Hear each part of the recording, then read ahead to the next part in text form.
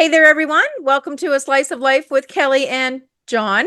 But John's missing Hi, today. John. Yeah, we miss you, John. He had an allergic Yes. reaction, so he has to stay in bed for a while and recover because he's on medication and he's just really been through it. So Yeah. we'll miss him today, but I'm excited to talk to Bobby Messano again. Again. You have a new album coming out called Still Life. Is that Yep. correct? Did I get it right? And Yep. when is it coming out? When is it going to drop? The official release date is next week, July 18th. Okay. But Look the on here. pre-release, you can pre-order it as of tomorrow Okay. on iTunes and on Apple Music, Ah, which okay. is nice. Yeah. If somebody bought stuff. Yeah. Awesome. And what made you want to name it Still Life? Like, what was the meaning behind that? Um, I don't know. I always try to think of whenever I'm doing albums, I always try to have titles that are, I don't know, that are me. Like the last one was called Acoustic Transitions Volume One, and I don't know if there's going to be a Volume Two. And then the one before that was Music and Other Sundries. A word that no one uses ever anymore. It's from Right, the right. 1800s. Yeah, I just, it's still life. We're still here. We're still hanging, and Mm. some of us are getting through this, and some of us are getting out of it. So, Yeah, yeah.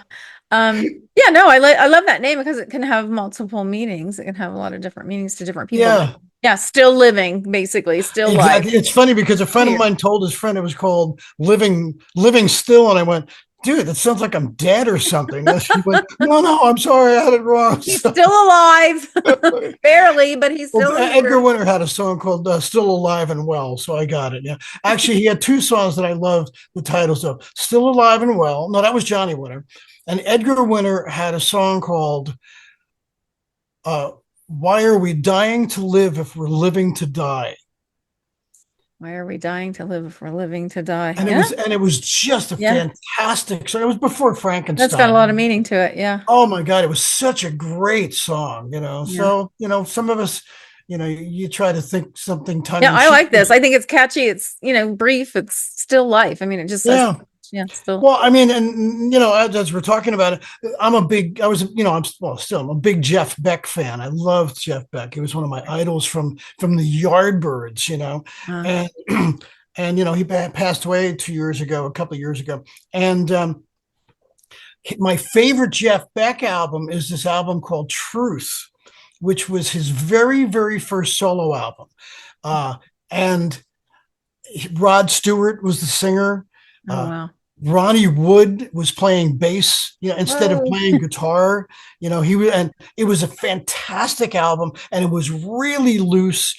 And Mickey Most was the producer, and he produced the Yardbirds and the Animals, I think. And I duplicated the cover and the back of it for this album, but not exactly because Mhm. they commissioned an artist to put this painting, and a couple of people have come back going, "Oh, dude, you did Truth," and I'm like, "Yep," and I did two Jeff Beck songs on it, Oh, so wow. from the Truth Oh, album. So it's sort of yeah. it's such a wonderful. I'm so excited about this. Uh-huh. And I fought this record with my producer more than almost any record we've ever done. So, So you oh, I really just own it. realized, Kelly, the last time we were on, we were talking so much that we didn't know when to stop. Yeah, well, that's what we do on a podcast. So I want to hear all of it. I have to tell you that that video on YouTube with you and John playing, Oh and yeah, John isn't that telling you guys to cute? play on like that rock medley. Oh my gosh, I play that every once in a while. It just I gets me in the know. mood. Really, really like it. I love your music. So yeah, so we want to hear more about do you have a favorite song on the album, or is that hard for a musician to pick? Well, I don't know. I mean, I've now got this is my 13th solo album, Wow. and I was trying to count them the other day. I think I've got 100. Let's see, 150 songs or 160 songs that have been on solo albums. And I would say 80% of them I wrote because I don't do too many covers.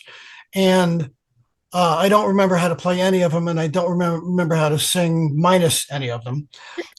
But I don't know. This is really an interesting record because I really wanted to do the Jeff Beck thing because Mhm. I just loved him so much. Mm. And I have a friend of mine that's my oldest friend on the entire planet. We've been friends for 66 years. Wow. And you know, when I was with Steve Winwood, he flew to Europe and traveled with us, and we've just known each other. And there's a Jeff Beck tune that I used to do in high school called "Rock My Plimsoll," which is actually a blues standard called "Rock Me Baby." Everybody, Aretha did it. Everybody's done this, but they did it on the Beck album, and they credited the thing to Rod Stewart, which I never quite understood because he didn't write it, but and I dedicated that and the other Jeff Beck song, which is Shapes of Things, which was originally done by the Yardbirds, to my friend Johnny and to Jeff Beck. And they both have JB as their initials. So, you know, they're my favorite JBs. I don't know. There's 7 songs that my co-writer and I wrote that are fantastic. He's one of the best lyricists I've ever known in my life. His name is Dennis John Harold. And I try to do, you know, a lot of times, most of my records, I would try to do a Steve Winwood song because I was with him. But I did David Gates' Bread Guitar Man, which is like one of my favorite songs. And I did it reggae. And Oh, it's very cool. good. So it's a really, you know, I do records that are introspective. And even if Dennis and I are writing the lyrics, I try to no, I don't try to. I make them my own and I write them, you know, about myself. So I don't know. I do have a couple of favorites. There's a really dark song on it, and it's a little, you know, a lot of this is, you know, rock and contemporary blues again. But there's a song called "1 Inch from the Gun," and it's about me, and it's about me being in, you know, a wanting to get out of here mode. Mm. And I wanted to write that because I needed to write it. And I have a song called "Sea of Hope" that I wrote on my first album. And a, a guy in Czechoslovakia wrote me an email and said, "I got your song "Sea of Hope." This is 20 years ago. And he said, "And I wanted to thank you for writing that." He said, "Because I was going to commit suicide. And I listened to your lyrics and I thought you were talking to me and you stopped me. Wow. And I wanted to thank you for giving me my life back." That's huge. And that's a song that went to Eric Clapton actually for Pilgrim in 1998. But you know, this is my song for myself to listen to it and go, okay, you know, this is your Sea of Hope. But it's a cool record.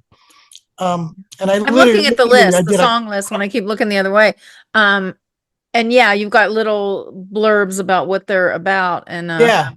Yeah, there's a really funny little, you know, when I lived in, I'm a big, when I live in certain areas, like when I lived in Virginia Beach, I would go to Norfolk every Sunday morning and go to like a lot of the gospel churches and stuff, Mhm. just so I could just, I'm not a religious person. I'm a spiritual person, but when I would go to a gospel church, I just felt so much closer to something, and I would sit in the back and I would sing and praise with them, and it's like a praise song. I would never write Yeah, that, the but music can be really beautiful at church. oh, The it's church so songs are so healing. moving. Yeah. It Yeah. really is, you know. Uh, And so there's, I don't know what, I mean, the song Jump, I love. I think it's one of the best songs Dennis and I have ever written. John and I were lucky enough to get a preview of the album. So I'm going to share a few of our favorite songs with you. Bobby gave us permission to do that. And I have to say, Jump is my very favorite song on the album. I've played it over and over already, and I'm still not tired of it. I just love the lyrics, remind me of how I just like to jump into things in life. And then the music just has that really bluesy, sexy feel. So take a listen. It's a new page in your book of life, with a happy ending maybe this time. Your heart's on fire, but you always get burned, and you're just not sure which way to turn. You can't move, you're afraid to fall. Don't take one more step and you can lose it all. There's a song called Take Me Back, which I also just love it. It's more like it's sort of more like a Steve Winwood song, actually. But this is, when you put a record out, normally you like your records. Otherwise, you wouldn't put them out, right. I guess. And we spend a lot of time on them, and we spend, I am very cognizant of making sure it's a great record, but not perfect, because I don't like perfection, because nothing is perfect. And there's always some kind of flagrant, terrible mistake or something that 10 years later or 20 years later, I'll listen to and go, oh God, I remember that. But it keeps me tied to the record because that mistake is there, I'm going to share another one of Bobby's songs from his album Still Life. This one's called Train Wreck, and it's one of John's favorites. And I really like it too because it's real upbeat. So I think you'll enjoy listening to this one from the new album Still Life by Bobby Messano. I think by now I'd have it figured out. Maybe just a little bit. Come on, just a little bit. Honey and misery, a two-faced fantasy. Love, tears, and soul stealing. She's so irresistible, the still can't pull away. She makes me wanna stay. I'm headed for a train wreck, a train wreck. Caught frozen in the light. Headed for a train wreck, a train wreck. I'm showing up certain I'm headed for another train wreck. Yeah. If you enjoyed the little samples of songs from Bobby's new album, you can always buy them on Apple Music or iTunes, and the links are below in the description, so check them out. So it's more genuine. I think art is genuine and more interesting when it's not. Oh, and especially these days with AI and stuff. Yeah. Oh my God. It's terrible. Yeah, we'll see what's going to happen with that. That's really, I'm interested in the next 5 years where we're going to go with that, because it's accelerating. It's happening really quickly. Well, at a rapid pace. Have you seen this thing with the power grid? No. What's that? Oh my God, the power grid is being strained to its max in the United States. Oh, because of the AI. Because of AI and the servers and all the demand on the power grid. Yeah. And truthfully, I read, if you go do a Google search for me, I come up and there's, hundreds and hundreds of pages. I've been doing this forever and blah, blah, blah. And there's an AI, you can go into AI mode for your page. Uh-huh. And it's actually really good. Uh-huh. It's really interesting. I was surprised by it because it had a lot of really important facts and stuff. And I went, that's cool. But then, like if I'm out at a Denny's not Denny's. Denny's plays, classic rock, actually. I'll be at a restaurant someplace and I'll hear an AI version of a popular song. And people are listening to it and they don't realize it's generated. Yeah, I was going to say, you can tell though? Oh my God. Yeah, absolutely. It's so blatant and so easy to tell, and I had been seeing, and I know people that are using AI, and I'm just like, I don't want to have anything to do with it. I'm not being I am a techie. I really am. I had a computer company, that had, serviced a bunch of places when I was off the road. And I've been, doing, I was doing, online bulletin boards in 1987, on Commodores, So I've been a tech guy for, 40 years, and this is freaking me out because I'm excited. I use it for work, and then I guess what excites me, what I want, is a robot that just does all my housework and cooks for me. That's like, different. I see. That's more robotic. The intellectual AI is what's scary. When I was typing something up to you, it popped up. Do you want AI to help? And I went, I was an English major. No, I don't need AI. I don't need AI to help me with this stuff. Yeah. And it's scary. It's not unexpected, because we knew this, Asimov and everybody else knew this was going to happen 50, 60 years ago. But it is sort of shocking the rate that it's happening. Yeah. And here I'll give you a case in point. I'm sorry, I'm talking a lot, but Well, uh, it's interesting. I want to oh, hear. I know. I mean, here I'll give you a case in point. I saw I think it was a Facebook message maybe last month or something, where people write songs for companies. Okay, I mean, I have a company in London, but this is different because it's a placement company. So I submit my songs to all these big movies, and it's a really big company, and they're really successful. And so I sent all my stuff to them. This was someone that wrote songs for a company, and they were told that they were going to change everything over to AI, and it would not be writing anymore. But if they wanted to use if the people that did the songs wanted the company to use their voice or sample it, they would give them $10. What? Yep.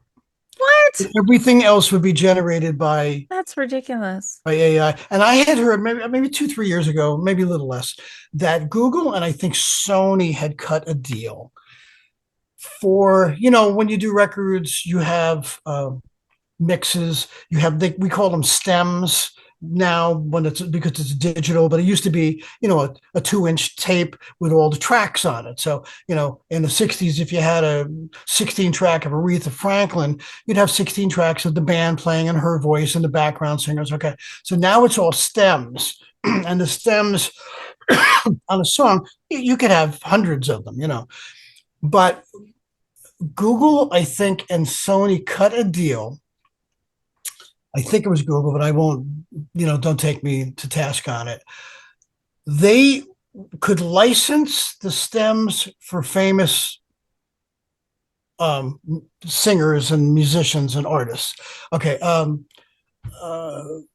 Aretha, for instance, and they could take her voice, put it into AI, and have AI write a song based on what the songs were written for her when she was alive and valid and singing, and then use her voice in the new song that was written based on what her songs would have been like. Yeah, Whitney that's Houston crazy. was what was actually the one I was looking at. Wow. That's crazy. And they would make up a new song with samples of Whitney's voice, but not her voice. Yeah. And they would write a new Whitney Houston song without her being there or without anybody writing it. Isn't there like, don't we have ownership? I guess we don't yet at this point. You can Well, just there's copyright anybody's ownership of the likeness of the actual song. of what you've So already created. But yeah. if somebody wants to take your voice and do a new song, they can do. Well, usually the record company will own that. They'll own that track. But what if it's So completely different, like just completely brand new original, yeah, and they replicate somebody's voice, a famous person's voice, and there's with a nothing you can do track that about would it? have been written like something she would have done, and then they have a new track. Isn't that And they can scary? sell it and nobody can get a piece of it? No, because they licensed that particular stem that made her voice. Oh, they'd And have to license the stem. They'd have to get a yeah, copy of the voice. but the stem is owned by the record company unless the artist owns it. Like I own all my own stems and all my own songs and stuff, and Okay. but yeah, it's really scary, Yeah. and it literally it's gonna totally, decimate the music industry completely. Yeah. It's gonna go to nothing, It's going and to decimate a lot of industries and a lot of careers. I was reading the two of the top positions, top careers that are going to be eliminated first are doctors and mm-hmm, attorneys. mm-hmm, Doctors, which is kind of scary, but they're already doing, they're using whatever those micro tools and a yeah. camera and doing a surgery. But AI is going to replace, and probably eventually all of us, but somebody has to have money to buy the product. So we got to Oh figure that yeah. out. Well, I mean, I think in the big new messed up horrible bill, there's a thing in there that they can't regulate AI. Yeah. Yeah, I, they I tried to push it through that they were going to be able to that there was going to be no regulation I for think 10 they got years. it through though. But now it didn't go through where the states can regulate their Oh, the own. states can do it. Oh, okay. At I least there's believe some. so. I believe that they took that out. That would be nice. But still, then it's up to the legislators what they want to regulate and how, who Yeah. always wins. Corporations always win. I mean, well, I know we're always fighting. I know they're trying to cut the copyrights down, Yeah. because it used to be 99 years and they're trying to cut it down to 3. And then what they'll do is they'll have Mm. every bot that belongs to a company that wants to own the copyrights, on the second that the copyright is over, they'll bid on it, or That's right. they'll put the copyright in their own name, because AI will know exactly the second that it happens, Yeah. and everybody will lose their copyrights. Yeah, we got a lot of debating to do over what's coming. Um, I want the robots though. That's the thing that I'm No, I looking like for the is robot the idea. little robots that can. I've Yeah, I got don't one want for my somebody. floor, Yeah, cleans my carpet, or not my carpet, my floor, my hard floor, and yeah, then I I've don't. got a mower, a robot Yeah, mower. I mean, So I love I've them. gotten a whole bunch of my friends' robot vacuums, so Yeah, I I just love don't it. want. I don't want a robot, driving my car. So, you Yeah, know, that's a little scary too. Well, it's kind of like, when we first got the dishwasher and a oh, washing I machine know. because we used to wash clothes and dishes by hand. Now you just load it and it's kind of a robot little machine that does your Yeah, work for you. yeah, So, like I hope I live long enough that that robots replace everything. They just do everything for us. at least for the manual labor stuff, that would be cool. Yeah, yeah. Yeah, and then we can do the play stuff, the creative, Yeah, the fun. we And don't teach robots how to like swim, or well, they can swim if they want, but I don't know uh, how that would help us. I I don't know. know. It wouldn't. Yeah, you're right. Yeah, but the scary thing is recently, I don't know, about a month back, one of the AI language learning models was being programmed and it didn't like what the guy was doing. I don't know that I got the story exact, but it blackmailed him and it said, if you don't do whatever, I'm going to tell your wife you're having an affair. It like made up a story. It like blackmailed him. Wow, And really? yeah, he was really concerned about it. He went to the company. I wish I knew the exact details, but yeah, it was blackmailing him basically is what Well, it did. I mean, didn't Elon freak out a couple of days ago because Grok was telling the truth, and Well, they tried to reprogram, and they reprogrammed it? yeah, and then yeah, he made a mess out of it. Yeah. I mean, It's just all programming right now. I mean, it's getting more sophisticated and more intelligent, but most of it is just pulling information from the internet. Because every time I yeah, use, the Google search or whatever, it's just information that's pulled from the internet that's already been written, and there's no guarantee that it's true or not. But right. as it gets its own intelligence, that's going to be the scary part when Yeah, it and can learn. that's what they've been saying all That's what along, they're that it working will on. become as Yeah. intelligent as we are, or more. Yeah. And You know. stronger, and then have control over us, and then kill us all.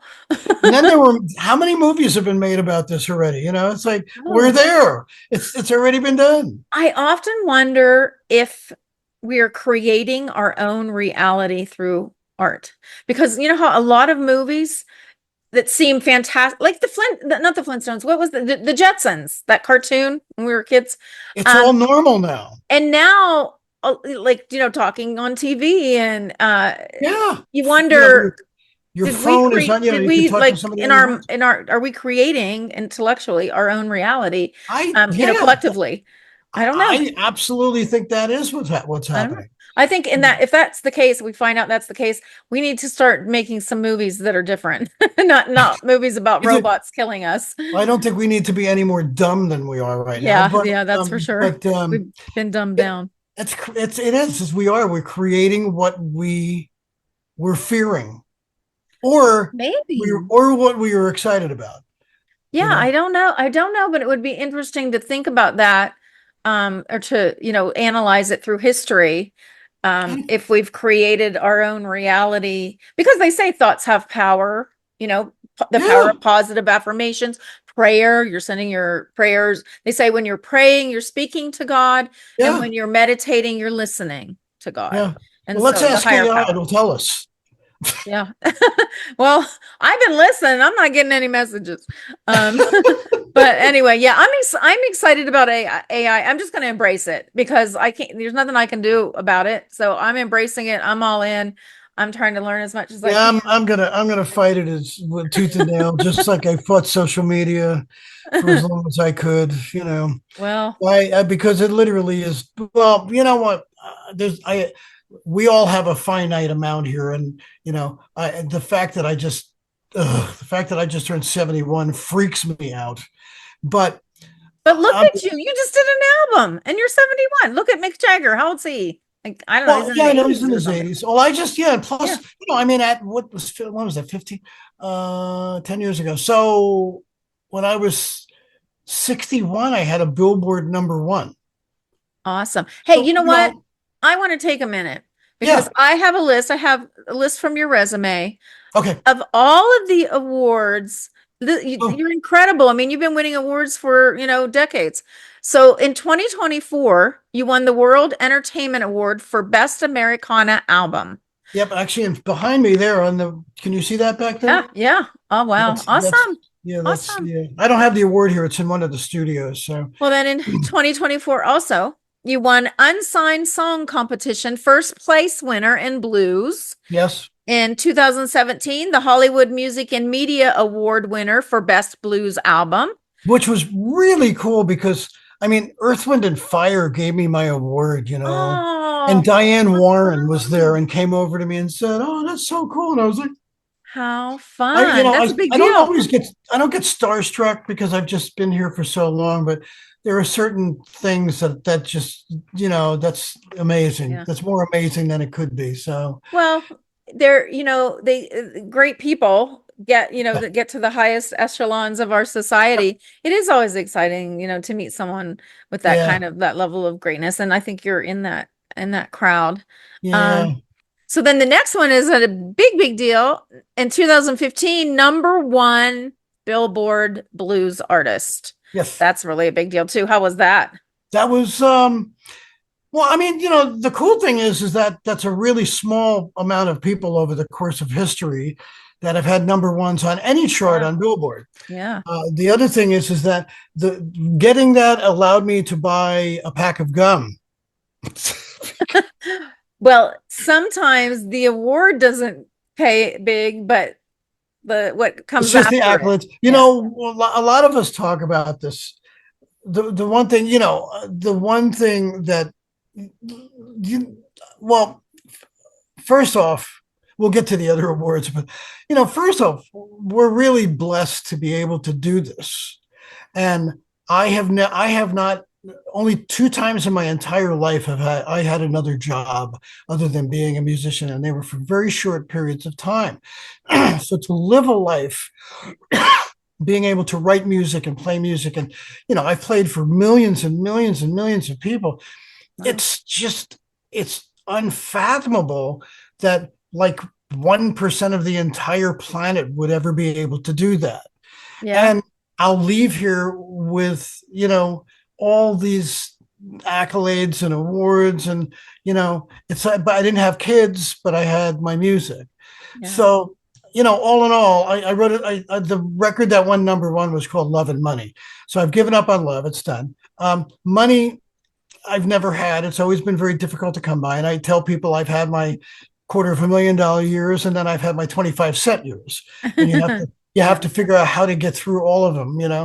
Yeah. But I've left a legacy. A Yeah. lot of us in this business that have gotten to a certain point have a legacy. Yeah. And and the legacy sort of can't be erased no matter how hard you try to Yeah. do it. Well, and isn't that far more important than, let's say you have millions or billions in the bank. When you die, that's it. I mean, It's gonna, that money well, yeah, just I say that. I'm very, nobody's going to remember that you oh, had all that money and nobody's going to care. right. Unless you left it to them. But Yeah. your legacy, your music, I think music is just such a thread through it touches everyone. It's everywhere you go, and it invokes memories and emotion and comfort, Yeah. joy. And music is, I so admire musicians. I used to watch Donnie and Marie when I was a kid, and I'd get my Yep. hairbrush, and I so wished I could sing and be Marie. But I'm not a singer, but I think that's got to be the greatest gift in the It's world. fantastic. It Yeah. really is fantastic to be able to do that. Yeah. And I've never, I used to, um, I mean, I never wanted, I'm one of those. Somebody said to me, look, if you want to really be broke for the rest of your life, and this was after doing a whole bunch of I'm on the road playing to 20,000 people, and they said become a solo artist, so I became a solo artist. And then the same person said to me, if you want to really be poor for the entire rest of your life until you die, play blues. And I went, Oh, oh, okay, I won't I'll do do that. And then I that. went to play blues. but Aw. but the thing is that it's, I mean, the stamina and the wherewithal and the spine that you have to get through this. It's not all backstage and champagne and groupies and limousines. This is an incredibly difficult life. It's really, really hard. Relationships go away. It's really hard to stay with someone. It's just really hard. But it gives you the ability, if you're a writer especially, to be able to write about that as if you're, writing a poem or writing a book. And the whole thing is cathartic because you put it out there, Yeah. you know. And I've had people say to me, I have cried at your shows, and I'm a nobody. I mean, really, Mm. I always Wouldn't tell say that. people I'm a famous nobody, because I'm Mhm. not in the big scope of things. I took to Steve Lukather. He's one of my buddies. He's in Toto. They're doing 25,000 seats a night, and just talking. I'm talking to Dave from the Hooters. They're over in Europe doing 15,000 seats a night. And I'm just like sitting here because I just don't want to do anything because it's not really worth it. But because the industry is such a mess. But you're right. In the end, I'm very frugal. I never wanted a jet. I wanted a couple of nice cars and pay my bills and a nice place to live, even if it's not, I'd never buy a house again. I've had three of them. But I'm going to get out of here with like this big legacy, Yeah. and people, even if it's one single person that you changed their life, like the guy Mhm. whose life I saved, then I did everything that any human could possibly do in a lifetime. Yeah. No, I think music is the greatest legacy you can leave unless you have kids. Yeah. Kids is another good one. But yeah, music just it lives on forever. It just Yeah. lives I on. mean, you're right. And we don't leave with anything. Yeah. We come here with nothing, we leave with nothing, so it's Yep. like, Yep. You're not going to take money, that's for sure. oh, hell That's no. not much of a legacy to leave behind, No. unless you do something with it, and build something Right. that changes people's No, lives. and that's, Then, and I have done that over yeah. the course of my time, of my years. I have given away tens of thousands of dollars that I didn't have and that I could use now, Mhm. but someone needed it but At more the than time. I did, and I kept them alive. I Yeah. bought someone a car, I did something, Yeah. and I have these, you always have naysayers and nasty people that hate your guts.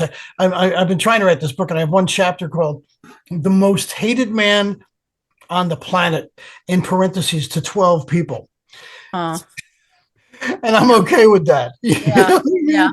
Because the other 22,000 or 100,000 or whoever else that maybe I moved for 1 second, they're a lot more important than those 12. You know what I mean? Right. Right. Yeah. You're not going to get through. There are people that are always trying to play it safe. And I try to, I used to teach some classes at the colleges and I would try to tell people I had a personal growth workshop called Find Your Excellence. And I would say, you can play it safe and make sure everybody likes you and be nice to everybody's face and always, but you're not going to live your full life. If Yeah. everybody always likes you and you're always worried about playing it safe for them, Yep. to please, you're living everybody else's life. Yeah. You're pleasing them and not doing what you really want and what could, give And you what great you really want to satisfaction and say and how fulfillment. you really feel. Yeah. Yep. Yeah, I mean, I do not, I've never played it safe. People Yeah. ask me, hey, do you go to Vegas and gamble? And I go, you want to know something? My entire life has been a gamble. So I don't gamble. I go to Vegas and I fall asleep, Yeah. my father was a paratrooper, he was 101st Airborne. And he always used to say to me, don't ever jump out of a plane that's working. And I was like, Yeah. okay, Yeah. Why would and I you? never, I'm the same way. I'm not a risk taker that way, but I'm a risk taker in life, in business, career. oh yeah, I've had I'm, so many careers and I've yep, loved everything I've done. Like if you say, what would you really want to do with your life? I can't pick because I've had so many interesting career yeah, choices. And and to me, to other people, that might not sound fun and exciting. It might seem a little too edgy, but for me, Yeah. it's been awesome because I have all these experiences, you Oh know? yeah. And and I never mince words. And Yeah. sure there are some things I am curious what would have happened. But And well, sometimes if you do want to be kind. what was that? Sometimes it's better to be kind than Oh tell the yeah, yeah, truth. yeah. No, But I'm always you a always nice want to be person. true to yourself too. You Yeah, always want to, I'm always a nice person, but I'm not going to sit and go, "Oh, that's okay. We'll get through it." I'm like, yeah, "Hell no," you yeah. know. We need to So talk. yeah, so this, everything that I have done has just been fantastic. There's and people ask, there's this, I used to, I, I was working in the post office and then I started playing in this band that was managed by, are you from are you Midwest your whole life? I grew up in Ohio, Oh, but okay. I lived in Los Angeles most of my adult Oh, life. okay. All right, cool. And yeah, I played for them, and I played, I played everywhere. Yeah. But I joined this band, and they were managed by one of the biggest promoters in the country. And then I ended up doing all these big shows. First show at Giant Stadium, opening for the Allman Brothers, doing everything. Right? Yeah. And I went from that to a little bus with the band, then a little bit of a bigger bus. Then I joined this other band that was managed by Kiss's management. So we went to bigger buses, and then opening for Rush and all these bands, and then it kept going up to the bigger bus, and then to the planes, and then it went back down to the bus, and then to the smaller bus, and then to the van, and now I drive around in a car, and but there's nothing that I think I would have changed. There were three things I always wonder what would have happened, but it doesn't matter once it's behind you. I wrote Dennis and I wrote a song called "Why You Looking Back, You Ain't Going That Way," you Yeah. know, and Yeah. it's the truth. Yep. What if I had replaced Stevie Ray Vaughan with David Bowie? What if I had gotten my record deal at 19 with Sire Records, who was just signing all the Yep. Ramones and everybody? There are a couple of things that you just go, I really wonder, but would it have made a difference? Maybe I'd be dead by now. I don't know. Who knows? So the whole Yeah, a thing's lot been of life is just the roll of the dice because there's a lot of people that they make it big, huge. And oh they say the same thing. They're like, I don't know how this happened. yeah, Sometimes, they never expected it. It's just the synchronicity of life, where you yeah, are at this moment in your life and who's around you and what happened. Some yeah. people get hit by a bus Yeah. and they never planned it or expected it, but it happened. So, Well, you for me, I'm unbelievably thankful and blessed to be, I mean, I know other than my white hair, I don't look 71, but it's just been fantastic. I mean, it's there's nothing. what are a couple of highlights? What are things like that when you look back and you go, I can't believe that I got to do that. Like that was just such an awesome, great moment. I mean, there's a bunch of them. I Give mean, me a couple. Aretha Franklin made me coffee in a studio one time. Whoa. I was doing a session in New York City because I Uh-huh. did sessions, and it was one of my favorite studios.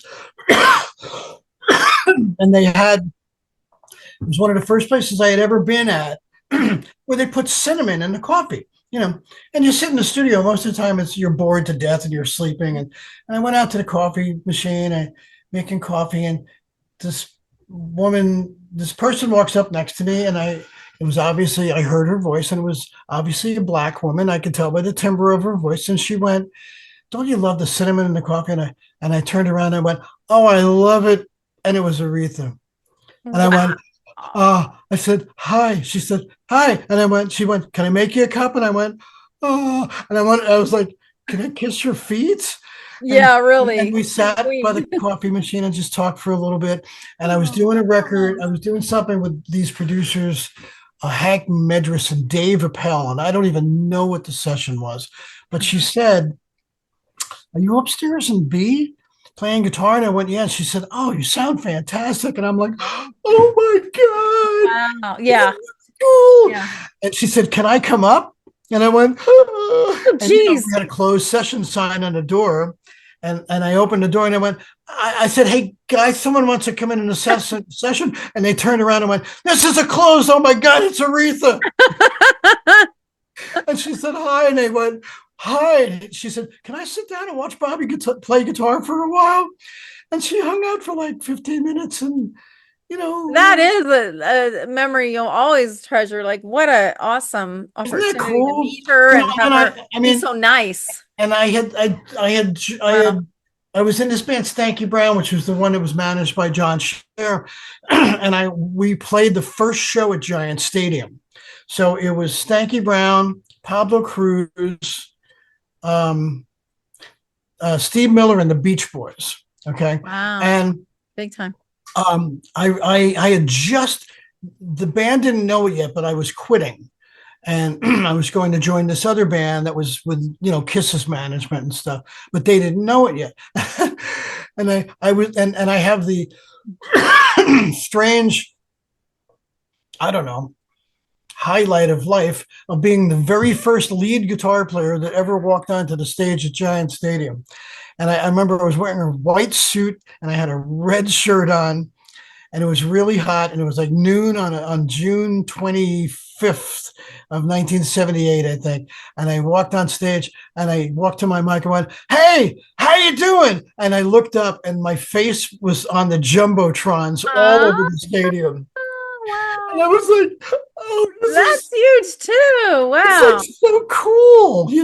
Yeah. I mean, my God, that was great. And my audition with Steve Winwood was one of the highlights, because I was a huge fan of Steve. I just adored this man from Spencer Davis Group and Give Me Some Lovin' and all that stuff. And I had gotten a call from my mother who said, she was from the Bronx. She had a real Bronx accent. She talked like this, She goes, Bobby, someone called me and her name was Suzette, and she wanted to know if you wanted to play with Steve Woodward. And I went, what? I said, like Woodward and Bernstein?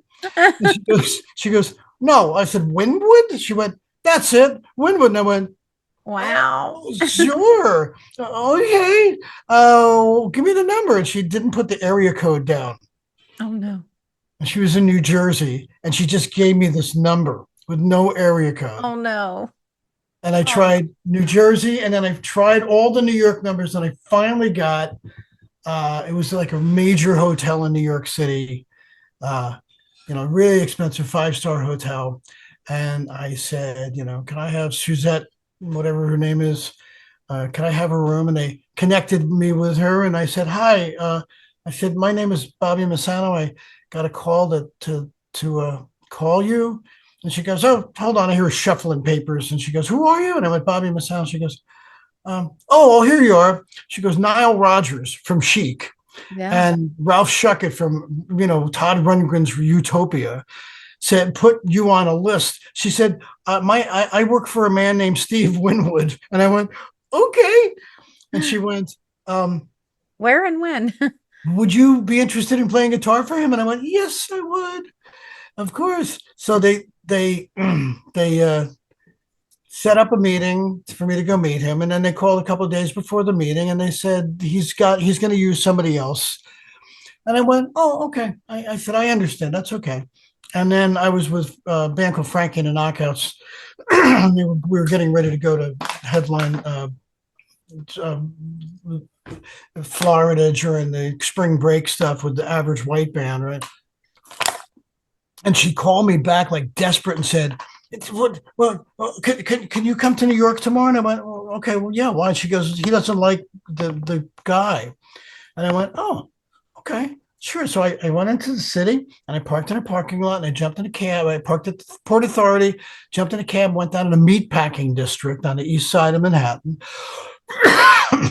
went down an alleyway, rang this doorbell, and it had one of those old, elevators with the grates, with the, the brass, you have to open the thing up. And I see the elevator coming down and it comes down and the thing opens up and Steve Winwood's standing there. And I went, I said, Steve? He went, yep. He said, that's me. He goes, you must be Bobby. And I went, yeah. He went, come on up. And we went upstairs and we drank tea. And it's the first time I had, I knew some English people, but not that many. And he said, have a spot of tea, and we drank, and he listened to some records that I was on, and it was just me and him. And I was like, Wow. and he went, he said, you came really highly recommended, and I went, oh, okay, cool. And I'll never forget it. He said, would you like to have a play? And I had never heard anyone say that. But in England, Have a play. if they want to go jam or you want to sit in with somebody, you say, let's have a play. And I went, sure. And the apartment was Bette Midler's apartment. Oh, And it was really nice. And it was, like a loft. And we went into this room that had a grand piano and a MIDI Moog synthesizer and a drum machine and a Fender amp. And I had a guitar. And we sat there for an hour and a half, just the two of us playing, just me and him. And wow. just doing we were like balls of sweat when we ended this thing. Wow. And if nothing had ever happened in my life after that, I got to play with Steve Winwood, and he went, wow, that was unbelievable. That was fantastic. He said, we should do this again. And I went, okay. Okay. And then I never heard from them. I didn't hear from them for I don't know. I didn't hear from them. So we went down the night before we were going down to Daytona to do spring break.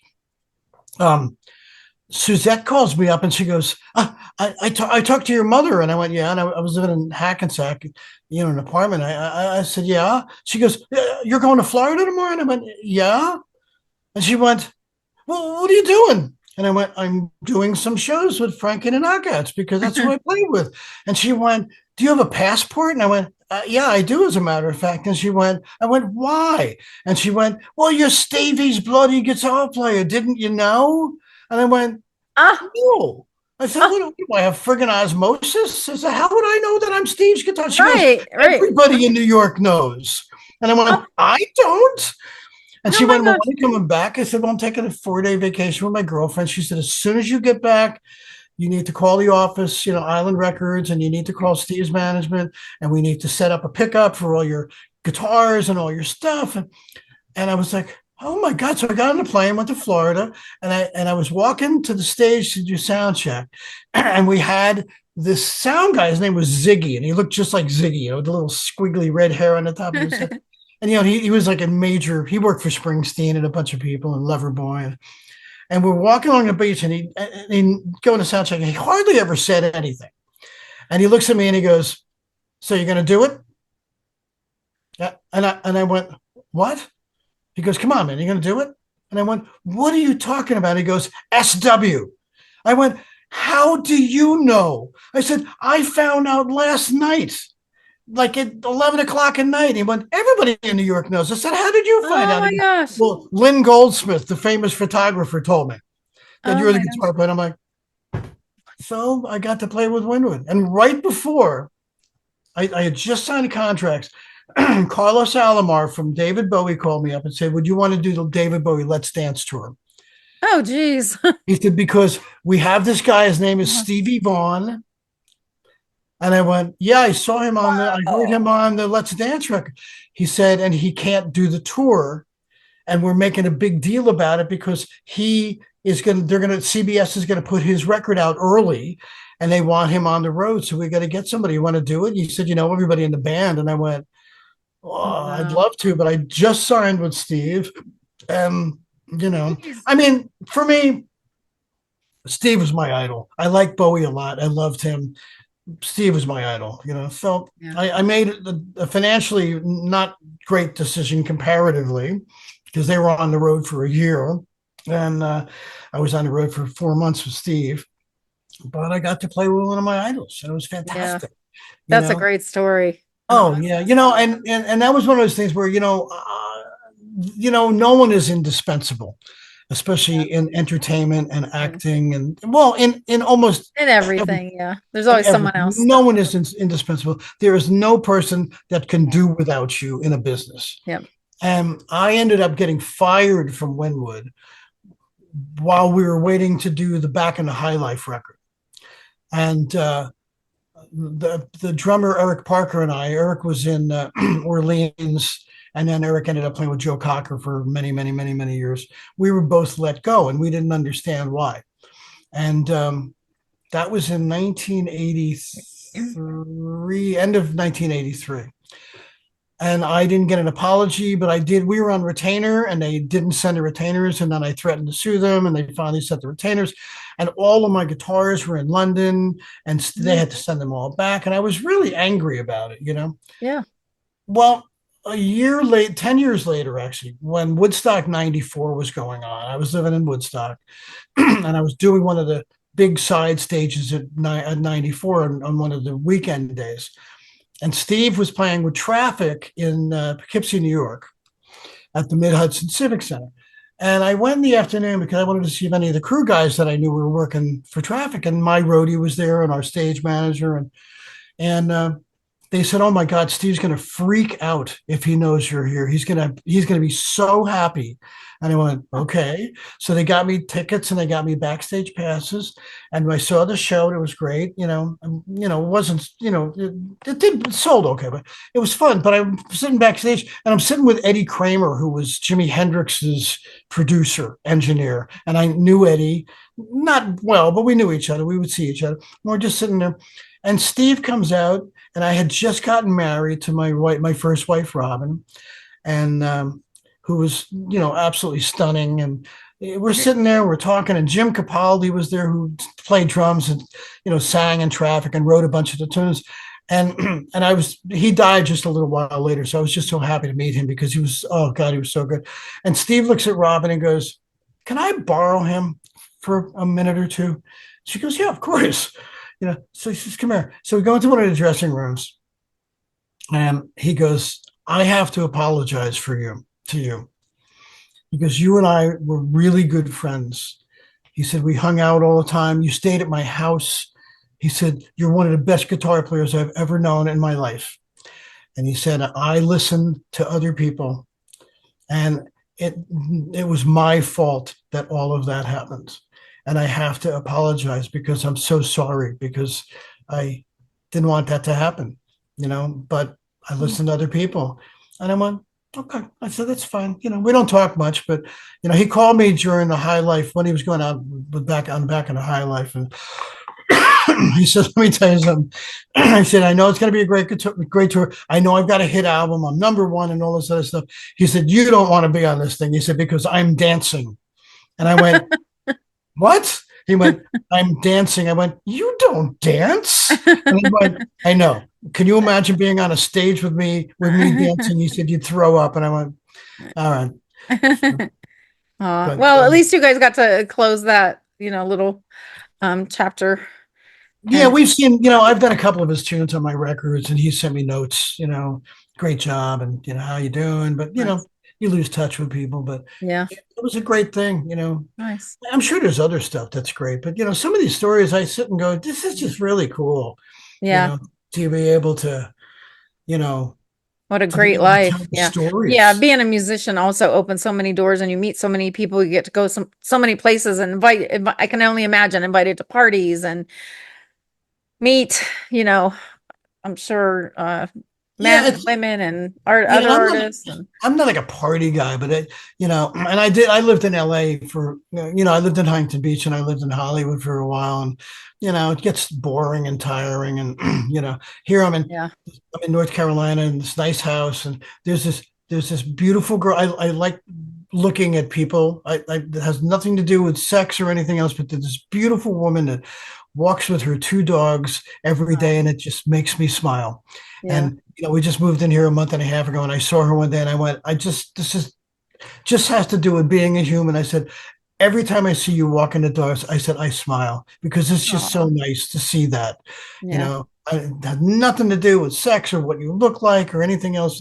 It just makes me smile because it's Yeah. just so human and nice to see it, Yeah. And that's what I thought this whole thing was supposed to be about. But, it's obviously changed. But Well, as you get older, I think, what makes you happy changes too.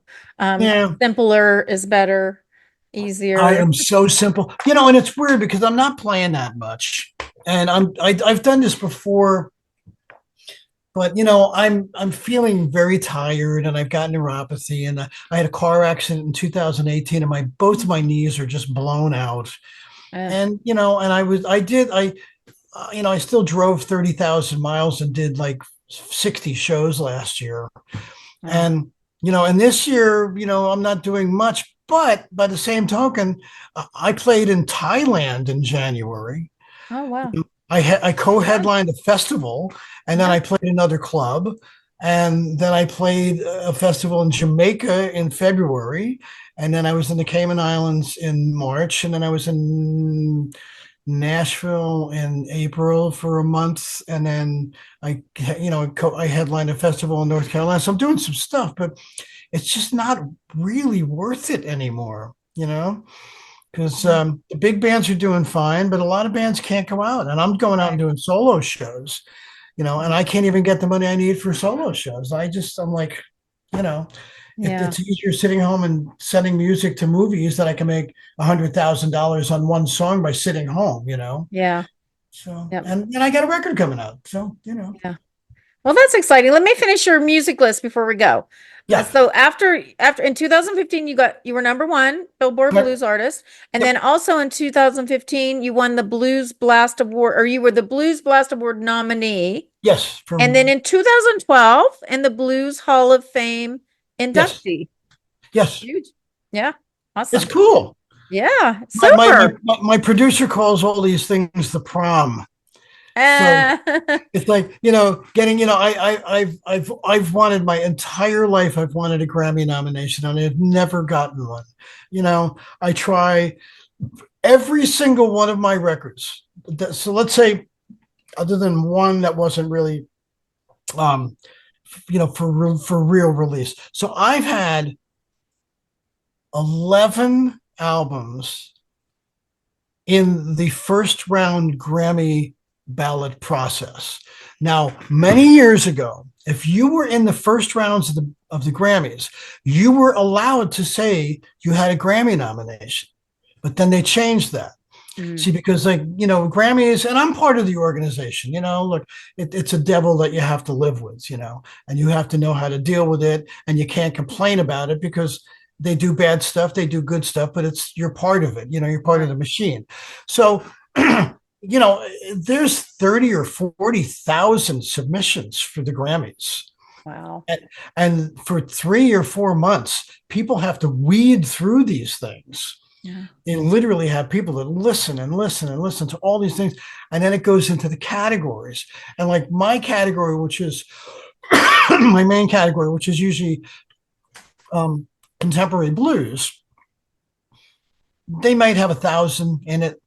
And then when it gets to the first round, which is your first voting round, it could be anywhere between 50 and 90. Mhm. And I have been in that round 11 times. Wow. No, 10 times, and then one in traditional blues, you know. And, I just always wanted one. And it's like impossible because you're still dealing with big machines and big money. Yeah. And it just doesn't happen. I mean, this Well, one, maybe this will be the one. Maybe I this album. don't, and the thing is that here's the other thing. I don't want to win a Grammy. I want to get into the Grammys. Yeah. I want to get into the top five. That's the actual trick. If you Yeah. get into the top five, then you won. You're there. Yeah. I mean, But to get to that point, I mean, I have been so close so many times, and a lot of people inside the Grammys have said, "Oh my God, you were like a whisper away," and I'm like, "You were like one vote away or three votes away," and that wow. one vote makes the difference. Yeah. So, this is my 13th, maybe 13's the charm. I don't know, but Yeah. we'll do it again and we'll Lucky see what 13. happens. Oh, that'd be a nice thing. I have Yeah. to send you I'll send you the record too. I'll send you in advance when we get off of this. Um, Okay. yeah, they'll be Um, by email. will I be able to put any of it on the video? Will we Oh, be able to play a sure. snippet or something? Oh, Just absolutely. a little Yeah, snippet. I'll We send won't. you. I'm going to send you 5 emails with 2 songs in each. It's mastered and it's Okay. in sequence. So if you listen to the whole Wow. record, listen from, song 1 to song 10 in sequence. Okay. And but Thank it'll be you. the whole album. It's mastered, but they're MP3s, so the actual wave files that go to the to go to radio, and they're much larger. But these sound great, and it's so good. It's such a and again I fought this one. I didn't want to do it, but it's turned out better than I could have possibly ever expected. So Yay. yeah. Yay. Well, it's So always good to talk to you, and I hope we get to talk to you again. We'll do it again okay, and I'm always see here to what do it if happens you when want you to get do your Grammy nomination or whatever. it. Whatever good thing happens your way, let us know. And I'll let Absolutely. John know what a good time you and I had without him. Okay, yeah, I'll send him a text. And like I said, when I get off, I'll send you 5 emails in a couple of minutes. Awesome. And yeah, listen to it and you decide what you want to play. But it's really fantastic. Yeah, I'm excited. Yay. Again, someone said to me the other day, well, you love all your albums. And I said, you're supposed to. Well, yeah, like They're you your said, you wouldn't put it babies. out until it's finished, until you're happy These are with your it. children, though. Yeah, And you're it's not going to go, funny this is good because enough. I'll put it out. my least favorite record is the one that went number 1 on Billboard. Oh, that's funny. Yeah, it's Really. my least favorite record. That is funny. You And never know.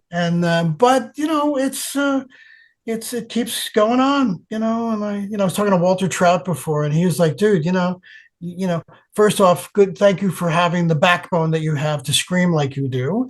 And I've always loved your stuff. And he said, send me the thing, send me it. I want to hear it. And I went, okay. So, you know, Hey. Yeah, so there awesome. you Well, go. I look forward to hearing your new album. I'm excited that I get to hear it before everyone else. You Thank you. look beautiful, by the way. Oh, you're Like, so sweet. You're so sweet. No, no, it's the truth. You thank you. look great, Thank you. so No, just want to you're let you too. know that. So, Thank and you. I'm not going to color my hair ever again. So, I'm gonna be You look David handsome. Crosby, Einstein, Jerry Garcia, and there's someone else, and I can't remember who it is, but I'll stay like that. So, Yeah, you look awesome too. So don't even worry about it. You're doing great. Whatever you're doing, it's working. I look forward to except our now next. if we can only cut the bottom of half of my body off and put a Oh, new one on, so I could walk around feel okay, it'd be better. great. Yeah. So, but Yeah. well, Kelly, thank you so much. I love this was so great, and I'm sorry John wasn't here, but this was wonderful, Yeah. and I hope I didn't talk too much, but. No, I loved your stories, every minute of them. And I want to hear more. I want to do this Okay, again. you got So, it. And it's funny too, because when I was doing a lot of the solo acoustic shows, and it's really easy because I walk in with a guitar and I go to a hotel and I go play, and I usually do 2-3 hours, an hour and a half is short for me. But there are days when I'm tired. There are days when my throat hurts. There are days when whatever. yeah. And I'll do the show and it'll be a great show, but I won't talk as much. And I've had people come up to me and go, "You suck, man. You didn't tell as many stories." And I'm like, "I'm Aw. sorry. I'll do it next time," because the stories are really wonderful to me too.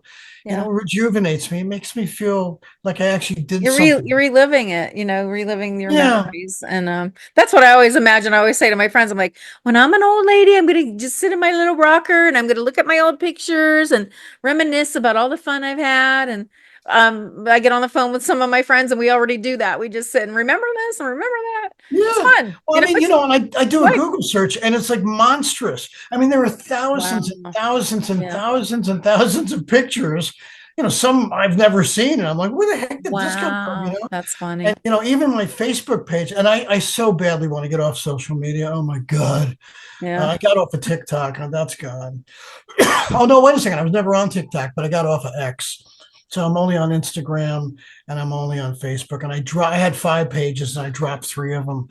But I just want to get off it and just be a normal human being again. Yeah. But my damn Facebook page has like 6,000 pictures.